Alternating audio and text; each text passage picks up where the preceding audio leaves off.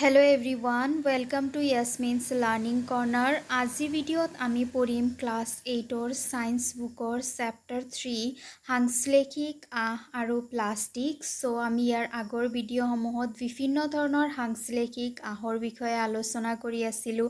আমি ৰেয়নৰ বিষয়ে পঢ়িছোঁ, আমি নাইলনৰ বিষয়ে পঢ়িছোঁ, তাৰপিছত আমি পলিষ্টাৰৰ বিষয়ে পঢ়িছোঁ। সো আজি আমি চাম আন এবিধ হাংসলেখিক যাৰ নাম হৈছে এক্ৰিলিকৰ বিষয়ে আমি পঢ়িম। সো এক্ৰিলিকটো কি হয়? যেনেদৰে আমি চাইছিলোঁ যে যিটো ৰেচম আছিলে, ৰেচম আহৰ পৰা তৈয়াৰ কৰা কাপোৰবোৰ যিহেতু বহুত বেছি দামী আছিলে, সেইকাৰণে চাইণ্টিষ্টসকলে ৰেচমৰ সৈতে মিল থকা এবিধ আহ প্ৰস্তুত কৰিছিলে যাৰ নাম আছিল ৰেয়নৰ সৈতে ৰেচমৰ মিল আছিল, একে ধৰণৰ কাপোৰ প্ৰস্তুত হৈছিল, কিন্তু ইয়াতে কি হৈছিল যে ৰেয়নৰ দ্বাৰা প্ৰস্তুত কৰা কাপোৰবোৰ কম দামী আছিল আৰু মানুহে এফৰ্ড কৰিব পাৰিছিল। ঠিক তেনেদৰে এই যিটো এক্ৰিলিক আছে, এক্ৰিলিকটো হৈছে ঊলৰ দৰে একে ধৰণৰ কাপোৰ। সো ঊল সূতা যিটো আছে, ঊল সূতাৰে প্ৰস্তুত কৰা কাপোৰসমূহ ৰেচমৰ দৰে দামী হয়, যাৰ কাৰণে এবিধ হাংসলেখিক এবিধ কৃত্ৰিম এবিধ মানৱ সৃষ্ট প্ৰস্তুত কৰা হয় যাৰ নাম হৈছে এক্ৰিলিক। সো এক্ৰিলিকৰ সহায়ত কাপোৰ প্ৰস্তুত কৰিলে সেইটো চাবলৈ ঊল সূতাৰ দৰে একে হয়, কিন্তু ইয়াৰ দাম কম হয়। এতিয়া চোৱা, এই যিটো এক্ৰিলিক আছে, এক্ৰিলিকটো কেনেকৈ প্ৰস্তুত কৰা হয়? বহুযোগীকৰণ প্ৰক্ৰিয়া আমি জানো। বহুযোগীকৰণ প্ৰক্ৰিয়াত কি হয়? বহুতকেইটা মনোমাৰ লগ লাগি পেলাই এটা পলিমাৰ গঠন কৰে, যাক বহুযোগী বুলি কোৱা হয়। পলি মানে কি? বহু, হয়নে? বহুতকেইটা মনোমাৰ লগ লাগে। গতিকে এক্ৰিলিক প্ৰস্তুত কৰোঁতে যিটো মনোমাৰ লগ লাগে, সেই মনোমাৰৰ নাম হৈছে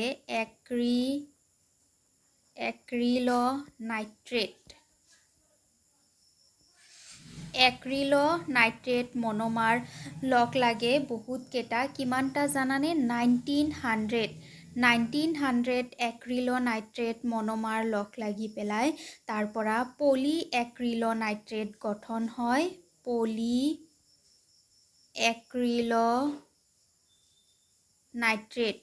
এক্ৰিলনাইট্ৰেট মানে কি? এইটো এটা বহুযোগী, আৰু এই পলি এক্ৰিলনাইট্ৰেট যেতিয়া প্ৰস্তুত হয়, তেতিয়া পলি এক্ৰিলনাইট্ৰেটক এটা সলভেণ্টত ডিজলভ কৰা হয়, যাৰ নাম হৈছে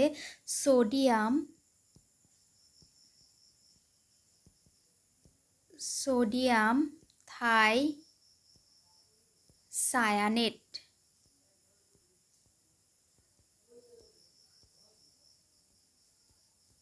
ছ'ডিয়াম থাইচায়ানেট নামৰ এটা সলভেণ্টত এই পলি এক্ৰিলনাইট্ৰেট 1900 মনোমাৰৰ দ্বাৰা লগ হোৱা এইটোক ইয়াতে কি কৰা হয়?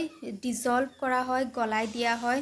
গলাই দিয়াৰ পিছত এটা স্পিনাৰৰ মাজেৰে ইয়াক যাবলৈ দিয়া হয়। এনেদৰে ফুটা ফুটা চেকুনিৰ দৰে ইয়াৰ মাজেৰে ফ'ৰ্চফুলি যাবলৈ দিয়া হয়। যেতিয়া যাবলৈ দিয়া হয়, এই যিবোৰ ফুটা আছে, ফুটাৰ মাজেৰে সূতা এনেকৈ ওলাই আহে। বুজি পাইছানে? এনেকুৱা এটা মাল্টি হোল থকা, বহুতকেইটা ফুটা থকা এটা স্পিনাৰৰ মাজেৰে এই ছ'ডিয়াম ডাইচায়ানেটত গলোৱা পলি এক্ৰিলনাইট্ৰেটক যাবলৈ দিয়া হয়। তাৰপিছত ইয়াৰ মাজেৰে এনেদৰে সূতা ওলাই আহে। এক্ৰিলিকৰ বিষয়ে ইয়াতে কি লিখিছে? শীতকালত আমি ছুৱেটাৰ পিন্ধো আৰু শ্বাল বা কম্বল আমি ব্যৱহাৰ কৰোঁ, হয়নে? এই যিটো এক্ৰিলিক হয়, এইটো ঊলৰ দৰে একে হয়, তাৰমানে এইটো কি হয়? এটা গৰম সূতা হয়। সো শীতকালি আমি ছুৱেটাৰ পিন্ধো, আমি শ্বল উৰোঁ, তাৰপিছত আমি কম্বল লওঁ। যদিও এইবোৰক ঊণৰ নিচিনা দেখি, এইবোৰৰ বেছিভাগে আচলতে প্ৰাকৃতিক ঊণৰ পৰা বনোৱা নহয়। তোমালোকে যেতিয়া ছুৱেটাৰ পিন্ধা শ্বল পিন্ধা তোমালোকে ভাবা যে এইটো ঊলৰ পৰা প্ৰস্তুত কৰা হয় কাৰণ এইটো ঊলৰ দৰে দেখিবলৈ পোৱা যায় কিন্তু ইয়াৰ বেছিভাগেই প্ৰাকৃতিক ঊণৰ দ্বাৰা প্ৰস্তুত কৰা নহয় ইয়াক কি কৰা হয় এক্ৰিলিকৰ পৰা প্ৰস্তুত কৰা হয় আৰু এক্ৰিলিক হৈছে এবিধ কৃত্ৰিম এবিধ সাংশ্লেষিক প্ৰাকৃতিক উৎসৰ পৰা পোৱা ঊণবোৰ দামী আনহাতে এক্ৰিলিকবোৰেৰে বনোৱা পোচাকবোৰ আপেক্ষিকভাৱে সস্তা প্ৰাকৃতিক ঊণৰ পৰা যিবোৰ কাপোৰ বনোৱা হয় সেইবোৰ দামী হয় সেইকাৰণে কি কৰা হৈছিল এক্ৰিলিক নামৰ সূতাবিধ প্ৰস্তুত কৰা হৈছিল আৰু এইটো সূতাৰ পৰা যিবোৰ আমি শ্বল চুৱেটাৰ পাওঁ সেইবোৰ আমি কম দামতে পাওঁ আৰু এই এক্ৰিলিকবোৰ বিভিন্ন ৰঙৰ পোৱা যায় সাংশ্লেষিক বোৰ বেছি দিন টিকে আৰু কম দামী হোৱাৰ বাবে ইয়াৰ প্ৰাকৃতিক আহতকৈ জনপ্ৰিয় তাৰমানে এক্ৰিলিকৰ এডভান্টেজ কি এক্ৰিলিক যিটো আছে সেইটো কি হয় পাতল হয় তাৰপিছত এক্ৰিলিকৰ পৰা প্ৰস্তুত কৰা কাপোৰসমূহ ছফ্ট হয় ই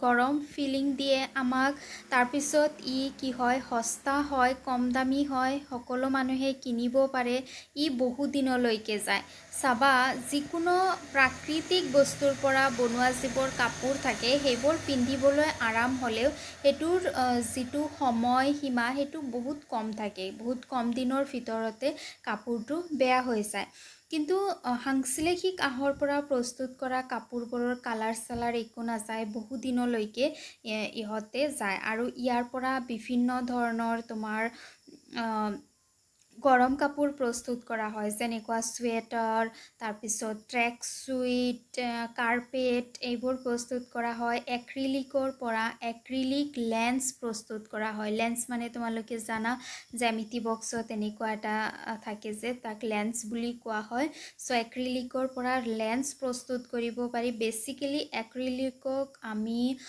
কাঁচৰ সলনি ব্যৱহাৰ কৰিব পাৰোঁ চ' এইবোৰ হৈছে ইয়াৰ ব্যৱহাৰ ইয়াতে আমাৰ যিকেইটা সাংশ্লেষিক আছিল সেইকেইটা কমপ্লিট হৈ গ'ল আজি ভিডিঅ'ত ইমানখিনিয়ে ভিডিঅ' ভাল লাগিলে লাইক কৰিবা ফ্ৰেণ্ডছৰ সৈতে শ্বেয়াৰ কৰিবা আৰু চেনেল ছাবস্ক্ৰাইব কৰিবা থেংক ইউ